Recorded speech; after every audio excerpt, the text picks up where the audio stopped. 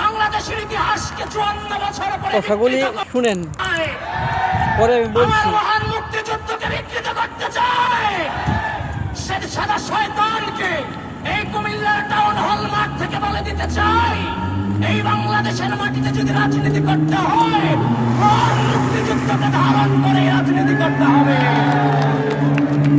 এই মহান মুক্তিযুদ্ধকে ধারণ করে বাংলাদেশ জন্মগ্রহণ করেছে এবং সেই মহান মুক্তিযুদ্ধের চেতনাকে ধারণ করে 24-এর গণঅভ্যুত্থানে রাজপথে জীবন বিলিয়ে দেওয়ার জন্য প্রস্তুতি নিয়েছিলাম। ভাগ্যক্রমে সেখান থেকে ফিরে এসেছি, কিন্তু যুদ্ধের ময়দানে আপোষ করিনি। একদিকে যেমন 71, কথাগুলোতে যুক্তি আছে। বাংলাদেশ বাংলাদেশই থাকবে, বাংলাদেশ কখনো ইন্ডিয়া হবে না, কখনো পাকিস্তান হবে না। বাংলাদেশ বাংলাদেশের জায়গায় থাকবে।